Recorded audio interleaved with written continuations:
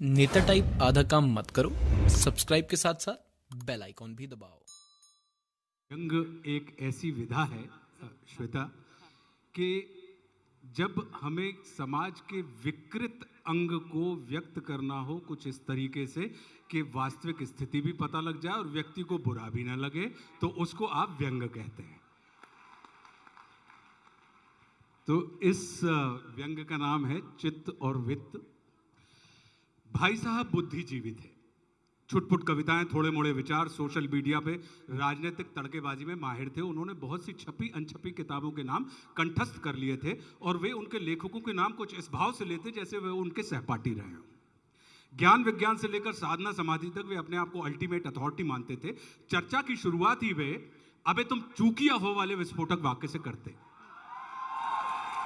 जिसे सुनते ही सामने वाले की चूल्हे हिल जाती। भाई साहब के अनुसार जो एन मौके पर चूक जाए वो चूकिया। भाई साहब का मानना था कि यह वाक्य बाली के जैसा होता है जो सामने वाले की आदि शक्ति का तुरंत शरण कर देता है। वे परम स्वावलंबी थे। उनका मानना था कि स्वावलंबन का पहला पाठ मां पढ़ाती है। जिस दिन मां बच्चे को नहलाना धुलाना बंद कर दे, समझ लो कि वो स्वावलंबी हो गया। शौच की निर्भरता के साथ ही आदमी की सोच भी शुरू हो जाती है। अमूमन बच्चे 5 साल की उम्र तक कोई धुला दो की आवाज लगाते हैं, किंतु भाई साहब को इस बात का गर्व था कि उन्होंने करीब 2 साल की उम्र में ही स्वयं को साफ करना सीख लिया था।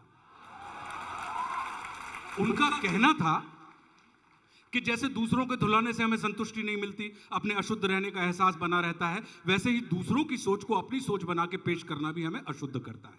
इसलिए कितना ही बड़ा विचारक उनके सामने आ जाता, वे उससे भिड़ जाते और उसको फर्जी, नकलचोर, अपरिपक्व, चूकिया साबित करके ही दम लेते।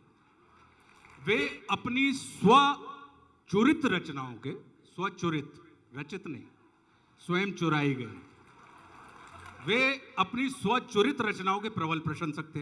एक दिन मेरा एक लेख अखबार में छपा और मैं पान खाने के लिए पनवाड़ी की दुकान पर खड़ा अपनी बारी का इंतजार कर रहा था कि भाई साहब आ गए और उन्होंने आते ही मेरी धुलाई शुरू कर दी। इधर उधर से चुरा चुरू के एक लेख क्या लिख लिया, अपने आप को तुम निराला समझने लगे हैं। पान तो तुम ऐसे चबा रहे हो जैसे तुम प्रेमचंद हो। मेरे मन में आया कि मैं भाई साहब को डांट दूं कि मैं आपके जैसा रचना चोर नहीं हूं जो स्वचोरित रचनाओं को स्वरचित के नाम से सोशल मीडिया पे सरका देता है। फिर उम्र का लिहाज करके सपाट स्वर में उनसे कहा कि ऐसा कुछ नहीं है भाई साहब, आप बेकार उत्तेजित हो रहे हैं। वे बोले, अबे तुम चूकिया हो एक नंबर के। गद्य तो कोई भी लिख सकता है, पद्य लिखो तो जाने, पद्य लिखने में पाद निकल जाता है अच्छे का, काफिया, रदीफ, सुर, ताल, लय मिलानी पड़ जाने तो हक धोके खड़े। अरे पद्य लिखना तो छोड़ो, अगर हम तुमसे पद्य पढ़ने कहते ना तो पू निकल जाएगी। बड़े आए गद्य लिखने वाले, गद्य लिखा तो गधा हो, पद्य लिखा पदमाकर, 4 लाइनें सीधी लिख दी तब माने लिखो घुमाकर। हम जानते तुमको, तुम एक नंबर के विचार चोर हो, इधर उधर से कॉपी पेस्ट करके छपवा दिया होगा अपने नाम से। सोशल मीडिया का सत्यानाश कर दिया साहित्य का। तुम जैसे व्हाट्सएप के साले साहित्य की स्मगलिंग करते हो, इस ग्रुप से उठाकर उस ग्रुप में पटक दिया, यहां से चिपकाया वहां चिटका दिया, बन गए सुमित्रा नंदन पंत।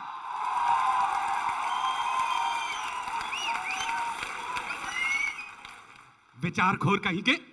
भाई साहब मुझे म्युनिसिपैलिटी के उस अफसर के जैसे लग रहे थे जो वैध पट्टा होने के बाद भी अतिक्रमण के नाम पे जेसीबी लेकर टपरे को तोड़ने के लिए आमादा हो जाता है।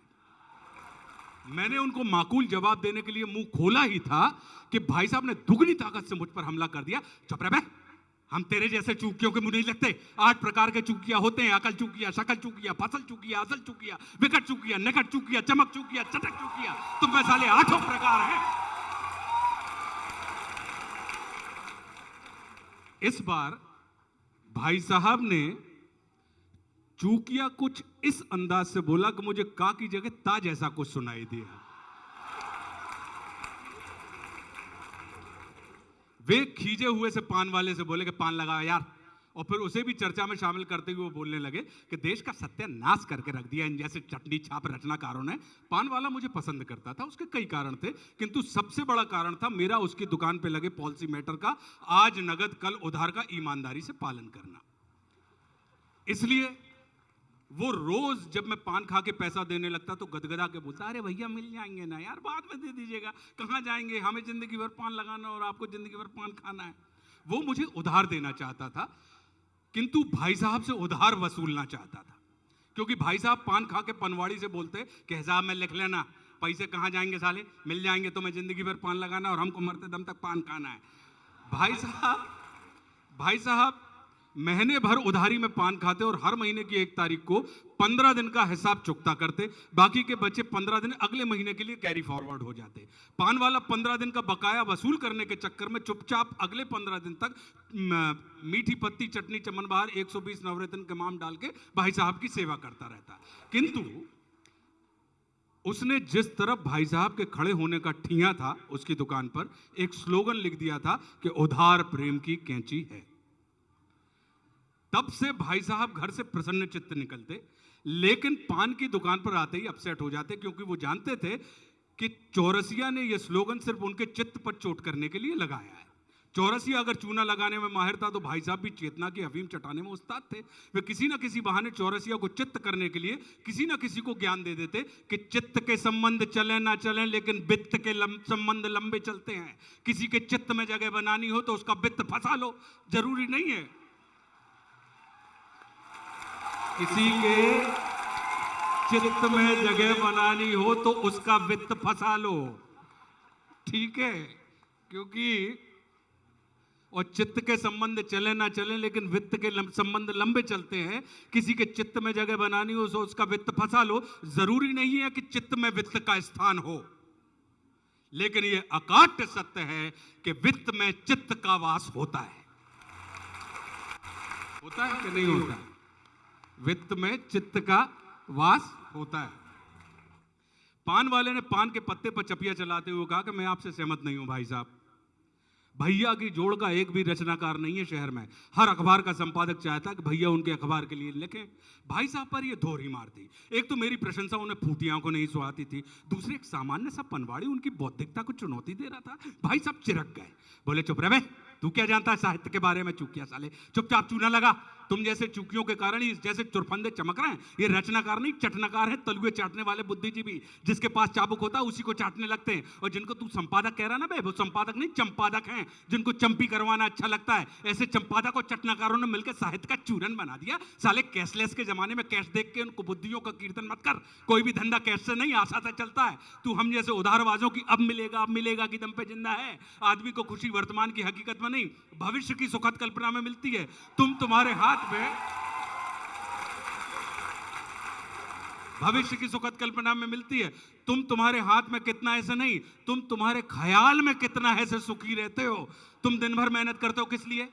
अपने बच्चों के भविष्य के लिए ना। और भविष्य कहां होता है? कल्पना में ना। उसको ना तूने देखा ना तेरे बाप ने देखा है। और वर्तमान की उम्र कितनी होती है यार? चूटी बराबर। लेकिन भविष्य ये अमर होता मरता नहीं है। इन कैसियों के चक्कर में पड़कर तुम काल के गाल में मत समाओ, बल्कि हम जैसे लोग जो तुमको आशा में रखते हैं उनकी सुनो और कालजयी हो जाओ। जब आशा से आसमान टिक सकता है तो एक पिद्दा सा आदमी नहीं टिक सकता क्या? खबरदार, अगर आज के बाद तूने इसके बारे में जानता नहीं और बोला तो मैं तेरा टपरा बंद करवा दूंगा। और मेरी तरफ घूमकर बोले कि और तुम भी जी, ये रोज रोज इसके हाथ में कैश रख के इसका भविष्य बर्बाद मत करो। पान खाना है खाओ, लेकिन उधारी में। भाई साहब फिर पनवाड़ी की तरफ पलटे और बोले कि पान लगा और पैसे हिसाब में लिख लेना, पैसे तुझे मिलेंगे लेकिन भविष्य में।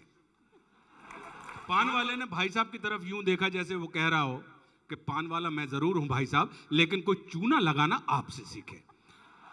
भाई साहब ने पान की पहली पीक दान में थूकते हुए कहा और मुझे मेरी तरफ देखते हुए मुस्कुराकर बोले बी कैशलेस। मैंने उन्हें डन का सिग्नल किया, लेकिन मैं कंफ्यूज था कि भाई साहब का अंतिम उपदेश बी कैशलेस था, तो वे मुझे कैश रहित होने का कह रहे हैं या कैश सहित होने की हिदायत दे रहे हैं। मेरी तरह पान वाले की अंग्रेजी भी खराब थी, इसलिए लेस का यह कंफ्यूजन बना रहा। लेकिन भाई साहब ने एक पल में मुझे मेरे युग का अर्थ समझा दिया कि सुख पल में नहीं कल में है। और कल शब्द बड़ा चमत्कारी है, इसको भविष्य के लिए भी इस्तेमाल किया जाता है और अतीत के लिए भी। तो जिस युग में आज के लिए नहीं कल के लिए जिया जाए, वही तो कलयुग है।